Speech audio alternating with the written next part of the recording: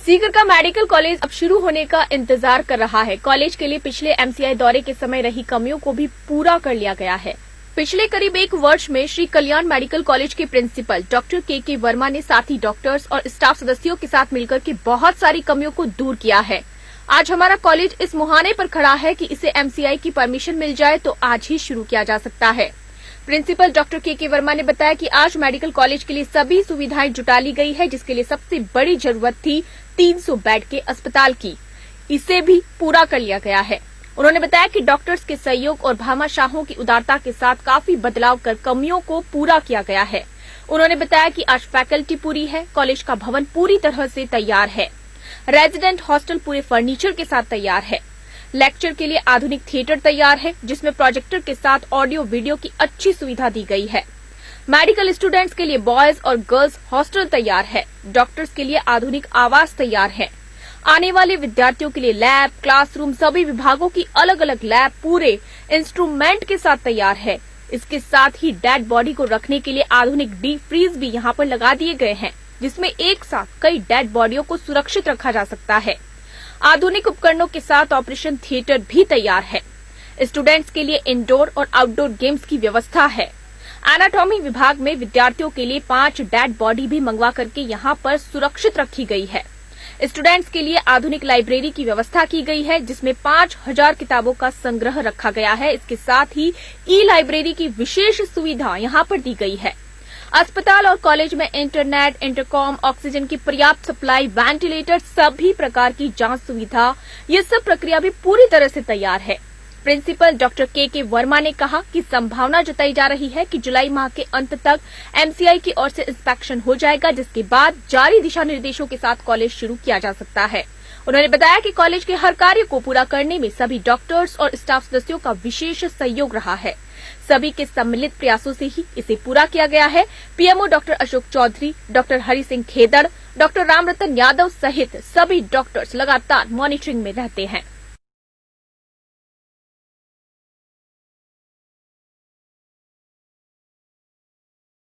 देखिए था 2014-15 में जो बजट अनाउंसमेंट हुआ था राजस्थान स्टेट गवर्नमेंट में, उसमें कुछ मेडिकल कॉलेजेस का अनाउंसमेंट हुआ था। तो सीकर एक मेडिकल कॉलेज भी था। तो सीकर मेडिकल कॉलेज और दूसरे बाड़मेर है, चूरू है, सीकर, भरतपुर, थोड़ा उन सबके साथ में उनके साथ बनना वो था। उनके साथ ये अनाउंसमेंट था कि भी जो है सीकर में मेडिकल कॉलेज खोला जाएगा।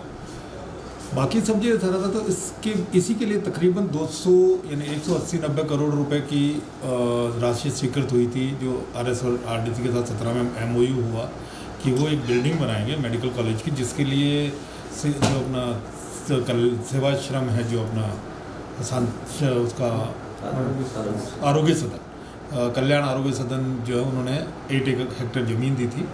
और जो हमारा डिस्ट्रिक्ट हॉस्पिटल 300 बेडेड जो हमारा सीकर का है, उस हॉस्पिटल को अपग्रेड करके 300 बेडेड करना था, जो मेडिकल कॉलेज के लिए अस्पताल था। मुझसे पहले जो हमारे प्रिंसिपल रहे हैं, उन्होंने यहाँ 2-3 इंस्पेक्शन करवाए, बट समहाउ कुछ प्रॉब्लम्स के कारण से कि ये अस्पताल जो है ना 300 बेड का नहीं हो पाया और एमसीआई के इंस्पेक्शन में कुछ कमियाँ रह गई थी।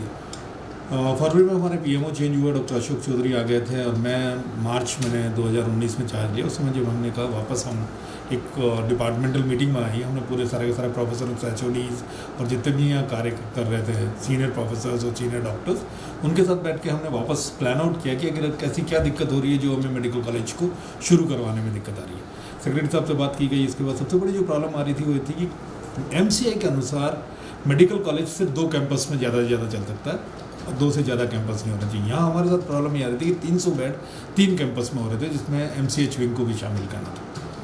बहुत कोशिशों के बाद में सबसे मिल के एग्जिस्टिंग जो जगह है, और उससे पहले जो इंस्पेक्शन हुआ था उसमें जो बहुत सारी कमियाँ बताई गई थी, उस समय ये था कि यहाँ कॉमन रूम में हॉस्पिटल जो ना ओपीडी चलते थे, मेल फीमेल अलग नहीं था, ना ड्रेसिंग रूम से, ना प्री ऑपरेटिव पोस्ट और ऑपरेटिव वार्ड से, ना ट्रोमा में, ना आईसीयू, ऑक्सीजनेशन नहीं था, इंटरनेट कनेक्शंस नहीं थे, इंटरकॉम्स नहीं थे। बहुत सारी कमियां थी जो दूर की जा सकती थी। हम सब ने मिलकर उसको तैयार किया और एक ग्राउंड रिपोर्ट तैयार करी, बैठ के सारे लोगों की मीटिंग्स हुई, अलग अलग टीम्स का निर्माण हुआ। उन टीम्स ने मिलकर, और सबसे ज़्यादा जो है, और यहाँ के लोकल जितने भी डॉक्टर्स हैं, हमारे दूसरे हॉस्पिटल्स हैं, भामाशाह हैं, उन्होंने हमें सहयोग दिया और तकरीबन 35 से 40 लाख रुपए के बीच में लोगों के डोनेशन से लेके हमने वो सारी सुविधाएं जो कि ज़रूरी थी मेडिकल कॉलेज शुरू करने के लिए, हमारे डॉक्टर्स के इफ़र्ट से, जो सारी की सारी टीम जो मेरी थी उन्होंने अपना इफ़र्ट करके सारा का सारा time, extra time to the hospital उन्होंने प्रोवाइड किया। और उसके बाद में हम इस काबिल हुए कि अभी नवंबर 2019 में हमने जो इंस्पेक्शन हुआ उसमें हमारा 300 बेड का हॉस्पिटल अप्रूव हो गया। उसमें किसी भी तरह की बहुत बड़ी कोई कमी नहीं आई थी। उसमें एक छोटी सी कमी थी जिसके लिए जो है ना वेंटिलेटर्स की, जो हमने डिफिब्रिलेटर वेंटिलेटर्स कर लिए। जो मेन समस्या आई थी वो RSRDC जो हमें 2019 में मेडिकल कॉलेज का काम पूरा करने वाला था, फर्नीचर सहित और इक्विपमेंट्स की, पर बार बार इक्विपमेंट्स नहीं, RSRDC इक्विपमेंट्स नहीं खरीद पा रही थी, फर्नीचर नहीं खरीद पा रही थी क्योंकि उसमें लीगल प्रॉब्लम्स आ रही थी। जो हमें फिर उसके बाद में एक काम सौंपा डायरेक्टर जो हमारा राजमहल से, उन्होंने कहा कि सेक्रेटरीट से हमें आदेश हुआ कि लोकल हम अपने लेवल पे इंस्ट्रूमेंट भी परचेज करेंगे और फंड, तो वो सारा काम फिर वापस मेरी टीम, पूरे अकाउंट्स का हमारा टीम, अकाउंट्स ऑफिसर है, दूसरी टीम है मेरे यहाँ के जो लोकल डॉक्टर्स, उनकी टीम बनी और हमने वो फर्नीचर और इक्विपमेंट सारे परचेज कर लिए। और हम we were very much ready by March में हम पूरी तरह तैयार थे कि इस मेडिकल कॉलेज में वो सारी कमियां और वो सारी चीज़ें जो एक 100 सीट्स के लिए ज़रूरी होती है वो हम पूरी की पूरी कर चुके थे। और पर अचानक बाय द वे होली के बाद हम एक्सपेक्ट कर रहे थे जिस वीक में, उसके बाद कोरोना हो गया। कोरोना के कारण से लॉकडाउन के कारण से जो है वो इंस्पेक्शन रुक गए। अभी हमने कुछ दिन पहले ही MCI से कनेक्शन वापस MCI से कॉन्टैक्ट किया और मेरी फ़ोन पे जो बात हुई उसके हिसाब से वो करेंगे जुलाई में जो है इंस्पेक्शन अवेटेड है। पहले हम सोच रहे थे कि शायद ऑनलाइन होगा, बट वो कह रहे हैं कि ऑफलाइन होने के ज़्यादा चांसेस है, इंस्पेक्टर आएगा और वो आके इंस्पेक्शन करेगा।